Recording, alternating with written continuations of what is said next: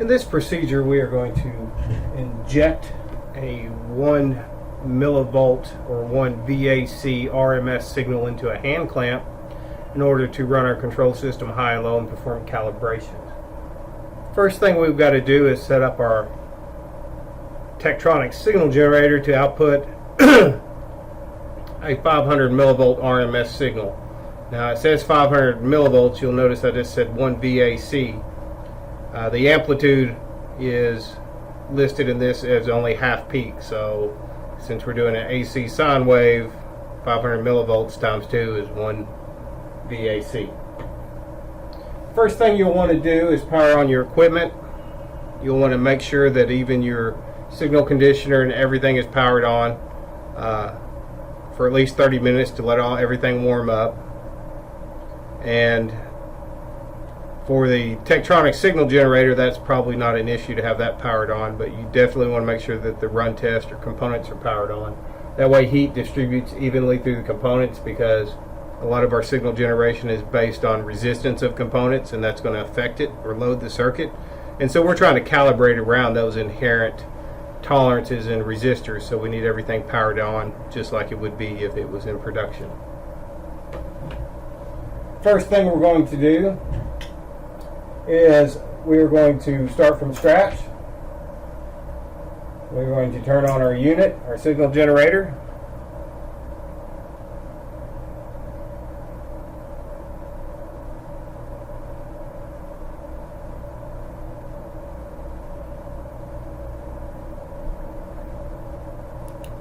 Once we're booted up, we're going to make sure we select the sine wave function.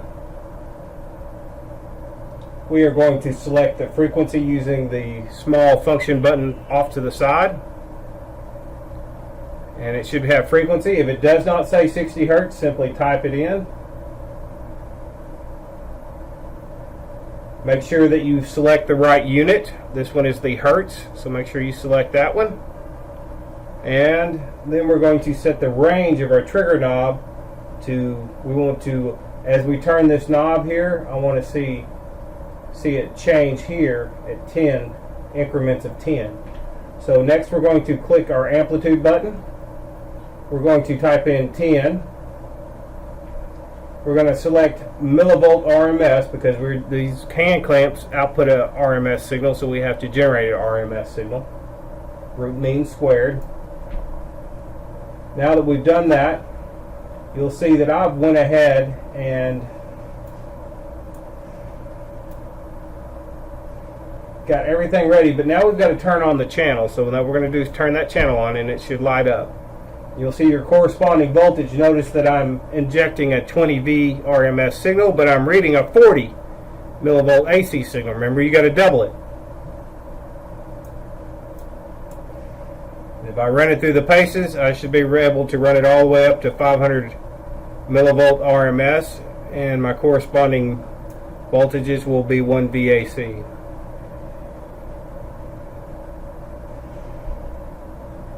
We have slightly out of cal on this meter, but I mean that's well within tolerances. We're over 2 decimal places in spec.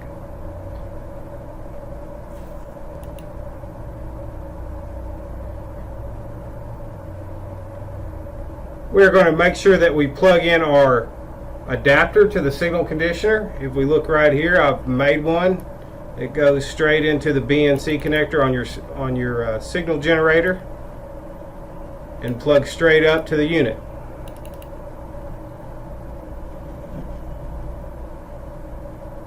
This connector here unplugs, pulls it down. Let's go ahead and try to do a little autofocus there. There we go.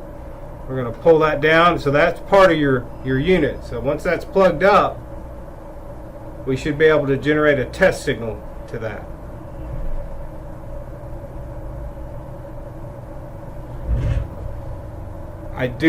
Your values here when I generate this test signal should be displayed in the calibration app under the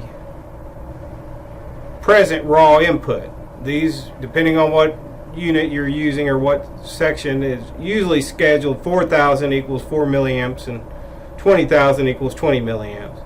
You'll see this one's currently showing a 19.987. Because we're doing this in my office, I'm going to have to show you the tags in the PLC so you have a better understanding. All of this does is map to a predefined set of tags in the PLC. So let's pull that up.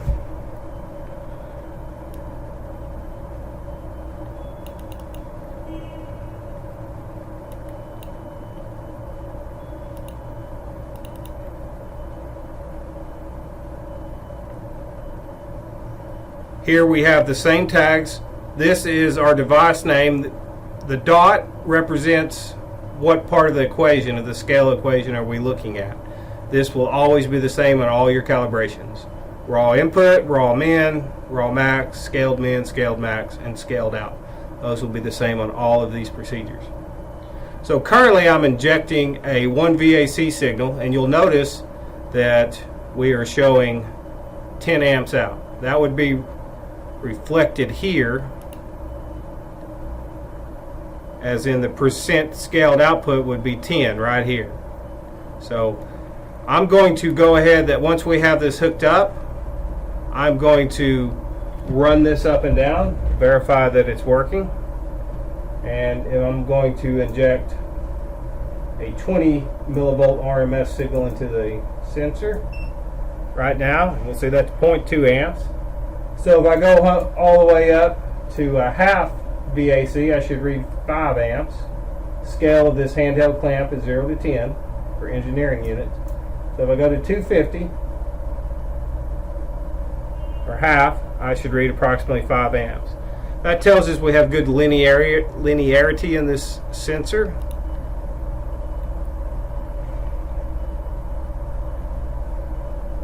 So I have this guide as well. You should log into the calibration app. Look for the correct interface.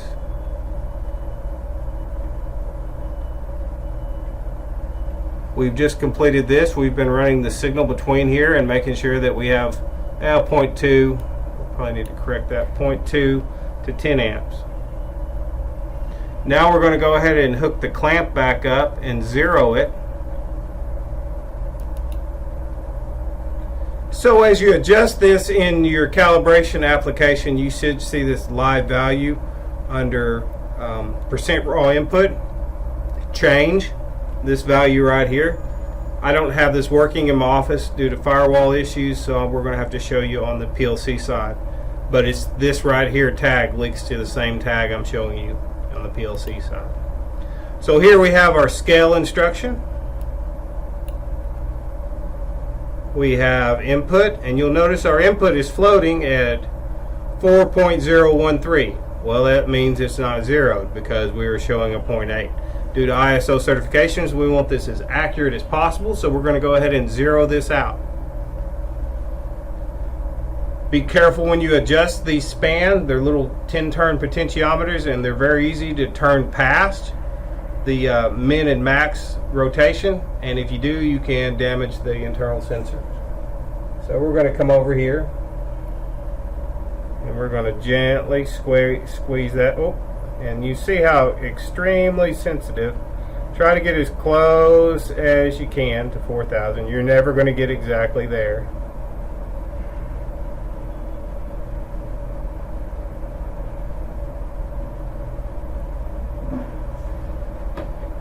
That's pretty good.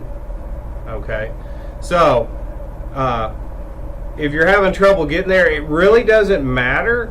All we need to do is make sure that the floating input, the actual value coming in, is our min. So that seems to be floating at 408. So I can change this one, and you can change this on the other application as well by simply typing in the number.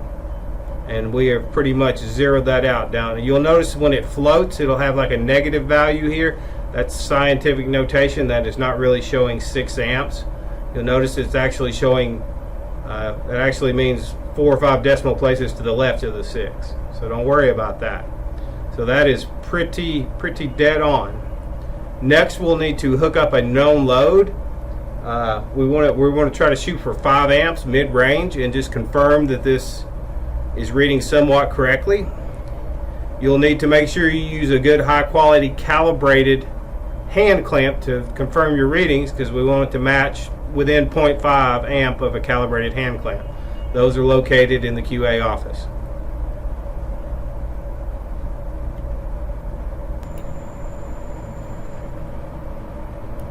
I've hooked up an air compressor, so it's fixing to get noisy here, and I've hooked up this dongle and I've installed the clamp. You can do this out on site with a fan or a heat gun, but we're trying to shoot for about midpoint. All I've done is pull one of the red wires out so I can put the hand clamp, and I'll use an extension cord, and we're going to test this circuit. So I've hooked that up. I already know, using my calibrated hand clamp, that I actually generate a 0.263 millivolt signal, which equates to 2.6 amps. So let's go ahead and turn this on and see what happens. Remember, we're not using this anymore, so we don't have to pay attention to that. We'll see that the scaling is moved to the right, but that we're actually generating a 0.026 millivolt signal, which equates to 2.6 amps. So if we come back over here to our run test application, let me pull that up here and we can watch it in real time.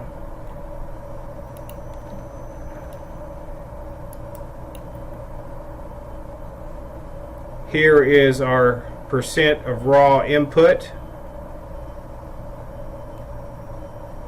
which is right now, looks like even after we zeroed it earlier, it's still going to get off. That's about as good as you're going to get. That we're showing a 4 milliamp signal with no current going through our hand clamp. We're going to go ahead and inject the signal. You'll see that we're actually, oops.